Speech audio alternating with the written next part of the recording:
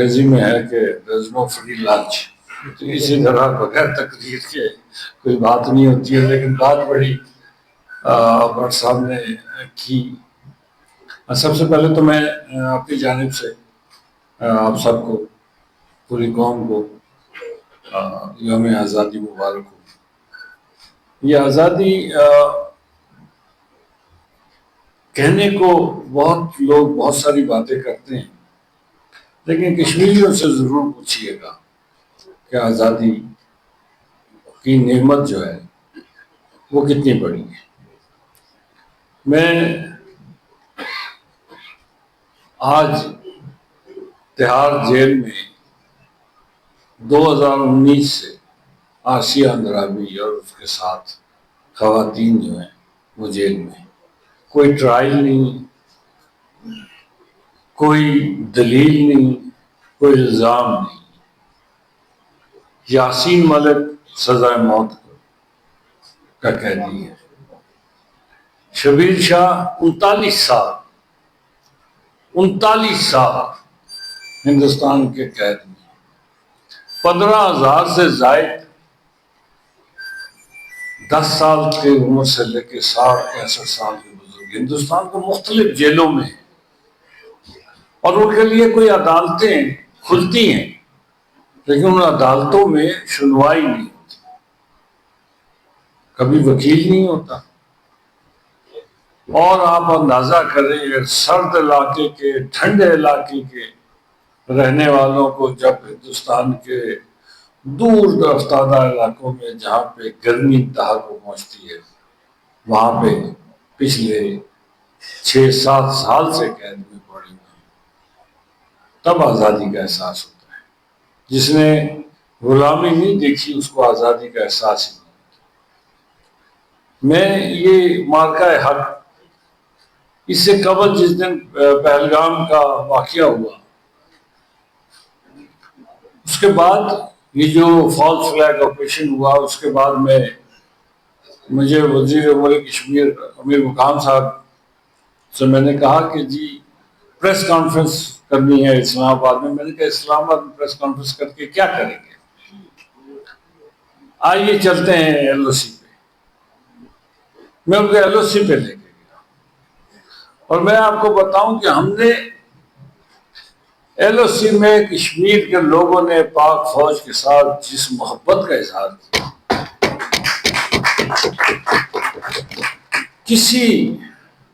ہر camp میں ہم گئے، جلسہ کیا، 3 جلسے کیے اس میں، اور جلسوں میں ہزاروں کی تعداد میں لوگ آئے.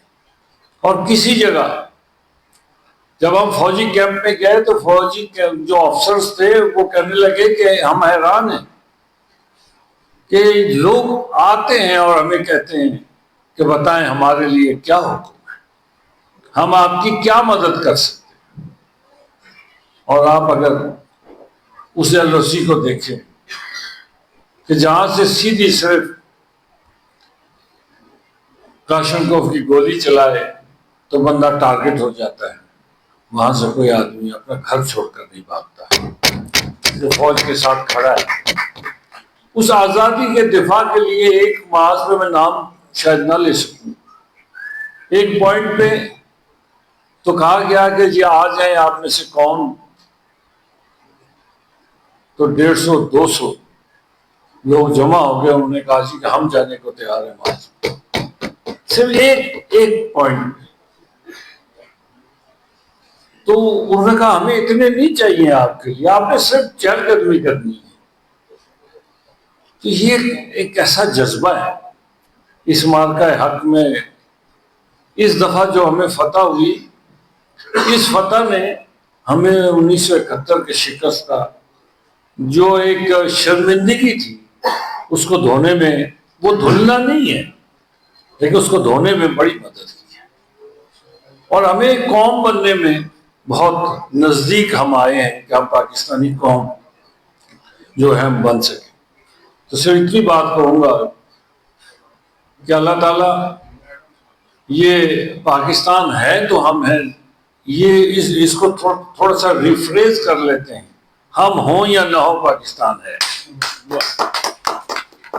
ہمارے لیے کوئی حیثیت نہیں ہے، ریاست کی حیثیت ہے ہماری. ہم دنیا میں نہ بھی ہوں گے، اگر یہ ملک ہے تو ہماری آئندہ والی نسلیں بھی قائم دائم ہیں، اس لیے کہ ہمارا سر فخر سے بلند تب ہوگا جب ہم دنیا میں ایک سرخرو قوم کے طور پر آگے چلیں گے. اور آج جس طریقے سے ہم آگے بڑھ رہے ہیں، اللہ تعالیٰ ہمیں اس طرح آگے بڑھنے کی توفیق دے. آپ کا بہت بہت شکریہ.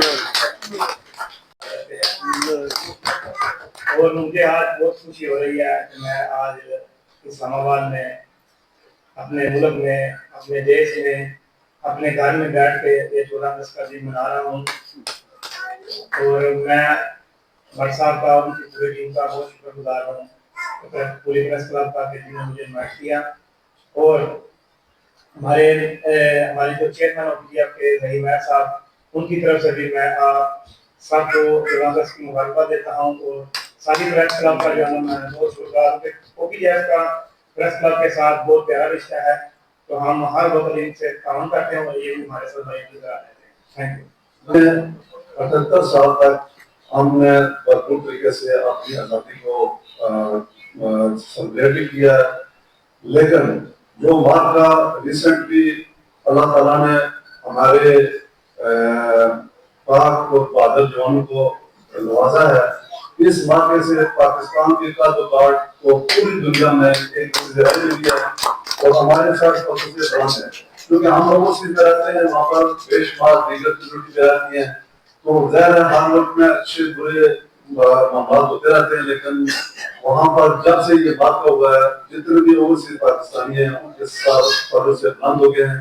اور دیگر جتنے بھی ممالک کے وہاں پر لوگ ہیں وہ اس چیز کو خوب اچھے نظروں سے دیکھتے ہیں. اور اللہ تعالیٰ نے پاکستان کو جس طریقے سے یہ کامیابی عطا کی ہے، ہم دعا کرتے ہیں کہ یہ کامیابیاں آئندہ کی طرح ہمیں ملتے رہیں. اور آج